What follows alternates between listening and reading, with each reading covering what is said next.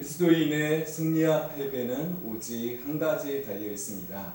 우리가 주님 안에 사느냐, 주 안에 서지 못하느냐인 것입니다. 우리는 주님 안에 거하는 법을 배워야 합니다. 주님의 임재 가운데 사는 법을 배워야 합니다. 오늘 본문인 빌립보서 4장 1절에서 7절까지 말씀에는 우리가 그리스도인으로서 주님의 임재 안에 살아갈 수 있는 비결을 말씀하고 있습니다. 주님의 임재 안에 살려면 우리의 관계의 막힘이 없어야 합니다. 빌립보서 4장 5절 말씀을 먼저 보시도록 하겠습니다. 너희 관용을 모든 사람에게 알게 하라. 주께서 가까우시니라. 관용을 알게 하라고 했습니다. 관용은 성경의 원어적 의미를 봤을 때 정의보다 더 나은 무언가를 말하는 것입니다. 정의보다는 관용. 우리 하나님은 정의로우신 분이십니다. 하나님은 공의의 하나님입니다. 그렇지만 하나님은 우리에게 다가오실 때 정의로가 아닌 관용으로 우리에게 다가오셨다는 것을 기억하시기 바랍니다. 우리가 우리의 죄의 대가로 만약 심판을 받게 된다면 엄청난 심판과 죽음과 지옥의 멸망으로 갈 수밖에 없는 것이 우리의 삶의 모습입니다. 하나님께서는 우리가 있는 모습 그대로 우리를 심판하는 것이 아니라 예수 그리스도를 통해서 나를 대신하여 대가를 지불하게 하시고 우리를 있는 모습 그대로 사랑하고 용납하여 주셨습니다. 그래서 주님 안에 거하는 자는 사람들을 바라보는 그 눈이 혁명적으로 바뀌게 되는 겁니다. 주님 안에 거하기 이전에는 사람들을 보면 그들에게서 무엇인가 어떠한 그들의 허점을 찾아내고 무엇이 잘못됐는지를 찾아내고 그래서 비판하고 평가하고 정죄하는 마음이 컸는데 이제 주님 안에 거하게 되면 주님의 임재 가운데 살게 되면 사람들에게 보이는 모든 연약함과 실수 그리고 잘못까지도 그것을 용납하고 덮어주고 오히려 그것을 나의 문제로 생각하고 그들을 위해 중보하며 오히려 더 깊은 사랑으로 그들을 섬기게 되는 것입니다. 특히 하나님께서는 우리에게 관용의 삶을 살아가기를 원하십니다. 이러한 관용과 용서 그리고 사랑과 관대함이 결국 우리의 삶이 점차적으로 예수 그리스도를 닮아가는 삶으로 만들어가는 것입니다. 모든 사람에게 너희 관용을 알게 하라. 그러므로 본질적인 문제가 아니라면 비판하거나 정죄하지 말아야 할 것입니다. 바울은 빌립보서 4장 2절에서 3절 말씀에 유오디아와 순두계에 대해서도 옳고 그른가를 판단하고 정죄하지 않았습니다. 그는 유오디아와 순두계 두 사람이 교회의 무리를 빚었던 그러한 사람들이었지만 그 두 사람들이 다 하나님께 귀하게 쓰임을 받았고 또한 생명책에 기록된 소중한 사람이라는 것을 피력했습니다. 이렇게 관용을 모든 사람에게 알게 하는 것 이것을 통해서 교회가 하나됨으로 주님의 임재와 그 영광은 더욱더 충만해지는 것입니다. 히브리서 12장 14절의 말씀에 보면 모든 사람과 더불어 화평함과 거룩함을 따르라. 이것이 없으시는 아무도 주를 보지 못하리라고 하셨습니다. 관용을 통해서 주님의 임재를 온전히 누리시길 바랍니다. 우리가 주님의 임재 가운데 살려면 내 안에 주시는 주님의 기쁨을 회복해야 합니다. 내 안에 주시는 주님의 기쁨. 사탄이 교회와 성도를 넘어뜨리는 두 가지 전술적인 무기가 있는데 첫 번째는 분열, 곧 인간 관계의 갈등이요. 또 한 가지는 삶의 상황에 주목하게 함으로써 마음의 기쁨을 빼앗아 가버린다는 것입니다. 우리는 삶의 상황들을 바라보게 되면 기뻐할 수 없고 오히려 답답해하고 염려하고 괴로워하는 것이 세상 사람들의 그런 삶인 것입니다. 우리가 이 세상에 살아가면서 참된 만족을 누리지 못하고 오히려 염려와 불안으로 초조해하는 것이 이 세상의 모습인 것입니다. 이렇게 성도에게 기쁨을 빼앗아가는 것이 그런 마귀의 무기인데 이 기쁨은 바로 우리에게서 전투력입니다. 기쁨은 주님의 임재와 같이 우리의 삶의 원동력이 되는 동전의 양면처럼 맞물려 있습니다. 우리가 기뻐할 때 주님의 임재를 더욱더 깊이 체험할 수 있는 것입니다. 그래서 오늘 본문 말씀에서 주 안에서 항상 기뻐하라, 내가 다시 말하노니 기뻐하라고 말씀하고 있는 것입니다. 느헤미야 8장 10절 말씀을 보면 여호와를 인하여 기뻐하는 것이 너희의 힘이니라고 했습니다. 바로 우리의 기쁨의 본원은 바로 예수 그리스도, 우리 하나님 한 분만으로 우리는 기뻐할 수 있고, 이를 통해 우리는 주님의 임재를 누릴 수가 있다는 것입니다. 그렇다면 우리는 이러한 기쁨을 어떻게 누릴 수 있을까요? 상황이 아니라 주님으로 인해서 기뻐하는 것입니다.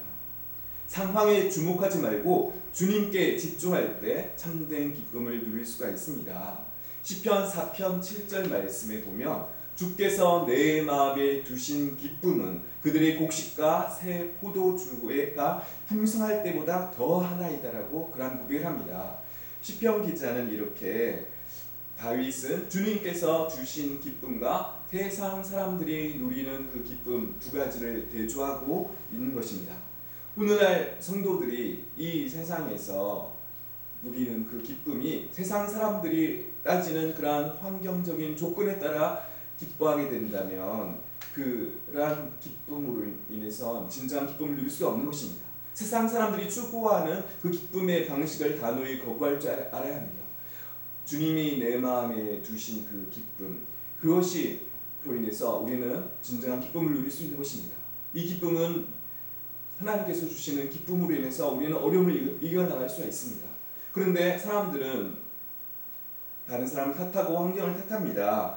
우리 자신에게 혹시 내가 이러한 상황 때문에 기뻐하지 못한다, 나는 당신 때문에 기뻐하지 못한다, 나는 당신 때문에 정말 슬프고 무엇 때문에, 누구 때문에 기뻐할 수 없다, 이러한 생각을 우리 스스로에게 한다면 이러한 생각은 바로 사탄이 주는 생각이기 때문에 반드시 주님 안에서 해결해야 합니다. 바로 하나님께서 주시는 기쁨을 회복하는 것, 사탄이 주는 그러한 생각들은 주님 안에서 내려놓고 회복할 수 있어야 하는 것입니다. 성도의 기쁨은 절대 환경이나 그러한 상황으로 인해서 오는 것이 아닌 것입니다. 상황에 따른 그러한 기쁨에 주목하다 보면 어떤 문제가 발생합니까? 우리의 함께 항상 좋은 상황 주어지는 것은 아닙니다. 환경이 어렵고 힘들 때가 많습니다. 고통과 고난이 다가옵니다. 이럴 때 우리는 환경에 집중해서 상황에 주목해서 기뻐하지 못하고 오히려 불평하고 원망할 수 있는 것이 인간의 연약한 모습입니다. 그렇기 때문에 상황에 따라서 감정의 기복으로 고통스러운 삶을 살게 되는 것입니다. 그러나 우리 주님께서 내 마음에 두신 기쁨은 환경을 바라보지 않습니다. 환경을 초월합니다. 빌보서를 보면 바울이 기쁨이라는 단어를 무려 16회나 반복해서 사용하고 있는 것을 볼 수가 있습니다. 그래서 바울 이 빌립보서를 기쁨의 서신이라고 별칭하기도 합니다. 그런데 바울이 지금 이 편지를 쓰고 있는 그 상황들을 생각해보면 도저히 기뻐할 수 있는 상황이 아니었습니다. 바울은 감옥에 투옥되었습니다. 그런데 어떻게 이런 기쁨을 말할 수 있을까요? 그것은 세상의 조건이 아니라 바로 주님께서 주시는 기쁨을 누렸기 때문입니다. 하나님이 주시는 기쁨, 그래서 주 안에 사는 성도들만이 누릴 수 있는 기쁨, 우리가 주님 안에서 기뻐할 때 주님의 임재를 누릴 수 있는 겁니다. 주 안에서 사는 성도들은 야고보서 1장 2절 말씀이 가능해집니다. 우리가 신앙생활을 하는데 말씀 적용하는 가장 어려웠던 것의 말씀이 바로 야고보서 1장 2절 말씀인데, 너희가 내 형제들아 너희가 여러 가지 시험을 당하더라도 온전히 기쁘게 여기라. 시험 가운데서 기뻐하라는 그 말씀, 참으로 적용하기 힘든 그런 말씀입니다. 그렇지만 주님께서 주시는 그 기쁨을 회복할 때 이 모든 시험을, 온전한 기쁨을 주님께서 주시는 기쁨으로 그 시험을 극복해 나갈 수가 있는 것입니다. 바로 이것입니다. 여러 가지 시험으로 인해서 전혀 기뻐할 수 없는 상황 속에 들어갑니다. 그렇지만 주님 안에 가는 사람들은 온전히 기뻐할 수 있습니다. 왜일까요? 바로 주님이 모든 상황에 주님이시기 때문입니다. 하나님께서 모든 상황을 다스리고 정복하시기 때문입니다. 하나님의 자녀들을 향한 삶의 길을 열어놓으시고 우리와 언제나 영원토록 끝까지 함께 하시기 때문입니다. 그렇기 때문에 고통스러운 현장 속에서도, 지루한 일상의 삶 속에서도 우리가 마음의 눈을 열어 주님을 바라보고 주님께서 내게 베푸신 은혜를 묵상하고 생각하면 그 순간 내 마음에 정말 한없는 하나님께서 주시는 그 기쁨이 회복되는 것을 경험하게 될 것입니다. 하나님께서 주신 그 기쁨을 붙잡고 우리는 주님의 임재를 누릴 수 있는 겁니다. 이러한 기쁨은 상황을 주도하고 그리고 상황을 변화시키는 삶을 살게 합니다. 결론의 말씀을 드립니다. 우리가 주님의 임재 안에 살려면 염려가 아닌 기도로 살아야 하는 것입니다. 오늘 바울이 빌립보서 4장 4절과 5절에서 관용으로 하나 되라 그리고 기뻐하라고 말한 후에 6절에서 기도에 대해서 말씀하는 이유가 바로 여기 있습니다. 주님의 임재 안에 머물게 하는 유일한 열쇠는 기도이기 때문입니다. 우리는 기도하면서 무엇을 구합니까? 하나님만을 구해야 합니다. 우리가 기도에서 최고로 구할 최고의 것이 바로 우리가 추구하는 그 무엇이 되어서는 아니 됩니다. 우리가 기도해서 우리가 추구해야 할 최고의 것은 바로 예수 그리스도 하나님 한 분이 되어야 하는 것입니다. 하나님 한 분만 바라보고 하나님께 감사함으로 아뢰을 때 이 모든 것이 다 해결되기 때문입니다. 우리는 보통 감사는 내가 원하는 것이 이루어진 후에 나오는 것이라고 생각합니다. 그렇지만 진정한 감사는 그것이 아닙니다. 참된 감사는 기도를 통해서 내 삶을 온전히 하나님께 맡길 때 또한 하나님께서 나의 삶의 전부라고 고백하는 그 순간 내 삶에 아무런 것도 이루어지지 않았다 할지라도 우리는 감사를 할 수 있는 것입니다. 이것이 하나님께서 주시는 그러한 기쁨으로 인한 그러한 참된 감사가 되는 겁니다. 이러할 때 주시는 약속이 무엇입니까? 하나님의 평강이 우리를 지배한다 하셨습니다. 감사함으로 하나님께 아뢰라. 그러면 하나님의 평강이 너희 마음과 생각을 지킬 것이라고 분명히 말씀하셨습니다. 하나님의 평강이 나를 지배하면 어떠한 갈등, 어떠한 상황 속에서도 우리는 관용과 기쁨을 드러낼 수가 있는 것입니다. 그렇기 때문에 간절히 바라옵기는 오늘 우리의 삶을 온전히 하나님께 맡기기를 바랍니다.